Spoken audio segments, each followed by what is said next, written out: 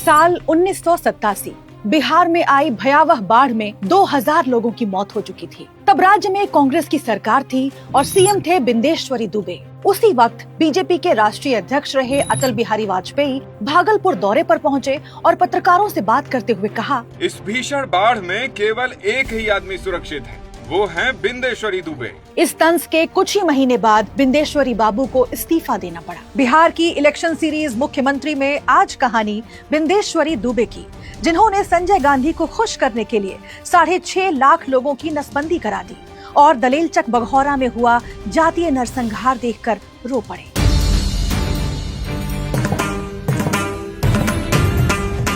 चौदह जनवरी 1921 को भोजपुर जिले के महुआओं गांव में ब्राह्मण परिवार के यहाँ जुड़वा बच्चों का जन्म हुआ। एक बच्चा मरा हुआ पैदा हुआ और दूसरे की जान को खतरा था। ऐसे में पिता शिव नरेश और माँ जानकी देवी ने माँ विंध्येश्वरी देवी से बच्चे की जिंदगी मांगी। बच्चे की जान बच गई और माता पिता ने नाम रखा बिंदेश्वरी प्रसाद दुबे। बिंदेश्वरी की शुरुआती पढ़ाई गाँव से हुई। आगे की पढ़ाई के लिए वो मामा के यहाँ पटना आ गए और सेंट माइकल स्कूल में उनका दाखिला हुआ।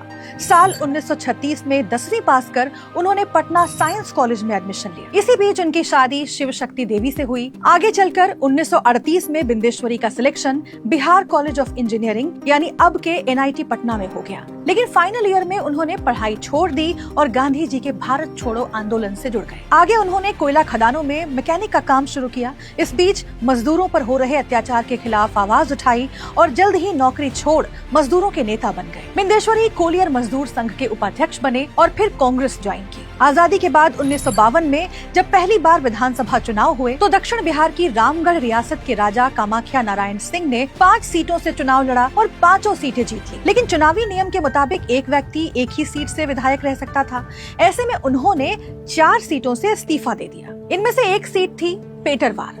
उपचुनाव में कांग्रेस ने बिंदेश्वरी दुबे को टिकट दिया। 31 साल के बिंदेश्वरी चुनाव जीतकर विधायक बने। बाद में इस सीट का नाम बेरमो हो गया। बिंदेश्वरी केदार पांडे और अब्दुल गफूर की सरकार में मंत्री भी रहे। फिर आया साल 1975। 11 अप्रैल को जगन्नाथ मिश्र बिहार के मुख्यमंत्री बने। बिंदेश्वरी को स्वास्थ्य और परिवार नियोजन मंत्री बनाया गया। इसी बीच देश में राजनीतिक उथल पुथल शुरू हुई और करीब 2.5 महीने बाद 25 जून 1975 को इंदिरा गांधी ने इमरजेंसी लगा दी। इस दौरान इंदिरा गांधी के छोटे बेटे संजय गांधी का परिवार नियोजन पर खासा ध्यान था।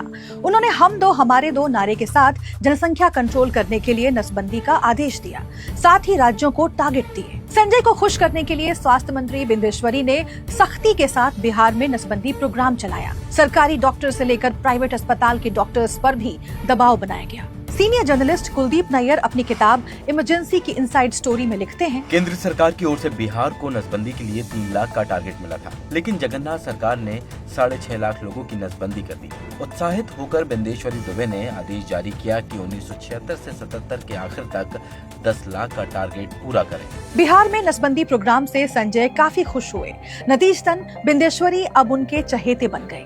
इमरजेंसी के बाद जब बिहार चुनाव हुए तो 5 बार के विधायक बिंदेश्वरी फिर बेरमो सीट से चुनाव मैदान में उतरे। लेकिन इमरजेंसी के दौर में सताए गए कई नामी डॉक्टर्स ने उनके खिलाफ प्रचार किया। नतीजे आए तो वो करीब 12,000 वोटों से हार गए। इधर प्लेन हादसे में संजय की मौत के बाद बड़े भाई राजीव गांधी ने बागडोर संभाली। बिंदेश्वरी उनकी गुड बुक में भी शामिल हो गए। इसका उन्हें जल्द ही फायदा मिला। 1985 के बिहार चुनाव में कांग्रेस ने 196 सीटें जीतकर सत्ता में वापसी की। मौजूदा सीएम चंद्रशेखर सिंह और पूर्व सीएम जगन्नाथ मिश्र कुर्सी की दावेदारी कर रहे थे। लेकिन इस बीच पीएम राजीव गांधी ने बंसीलाल को ऑब्जर्वर बनाकर पटना भेजा और उन्होंने बिंदेश्वरी बाबू के नाम का ऐलान कर दिया। इस तरह 12 मार्च 1985 को बिंदेश्वरी दुबे बिहार के 17वें मुख्यमंत्री बन गए। सीएम रहते हुए बिंदेश्वरी दुबे के सामने कई मुश्किल मौके आए। उनके कार्यकाल में ही 29 मई 1987 को दलेलचक बघौरा नरसंहार हुआ। नक्सली संगठन MCC के करीब 500 लोगों ने 54 राजपूतों और 1 हरिजन को मौत के घाट उतार दिया। आजादी के बाद ये बिहार का सबसे बड़ा जातीय नरसंहार था। 31 मई को मुख्यमंत्री बिंदेश्वरी भी दलेलचक बघौरा पहुंचे। सीएम को देखकर एक बुजुर्ग बिलखने लगा। उसकी गोद में 2 छोटे बच्चे थे।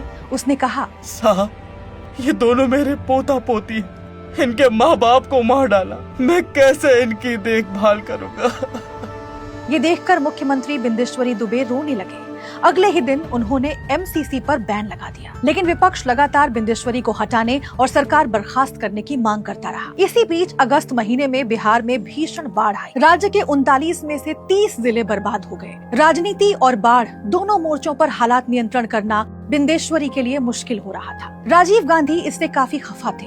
बिंदेश्वरी को अंदेशा हो चुका था कि उन्हें कुर्सी छोड़नी होगी। इंडिया टुडे मैगजीन के मुताबिक सत्ता बचाने के लिए उन्होंने वृंदावन जाकर देवरहा बाबा से आशीर्वाद लिया। फिर दिल्ली में भी 2 बाबाओं से आशीर्वाद लिया, लेकिन कुछ काम नहीं आया और 13 फरवरी 1988 को उन्हें इस्तीफा देना पड़ा। हालांकि पॉलिटिकल बैलेंस बनाने के लिए राजीव ने उसी शाम उन्हें केंद्र में कानून मंत्री बनाया। 2 महीने बाद राज्यसभा चुनाव हुए तो बिंदेश्वरी सांसद चुने गए, लेकिन कुछ समय बाद ही उनकी तबीयत बिगड़ने लगी और 20 जनवरी 1993 को 72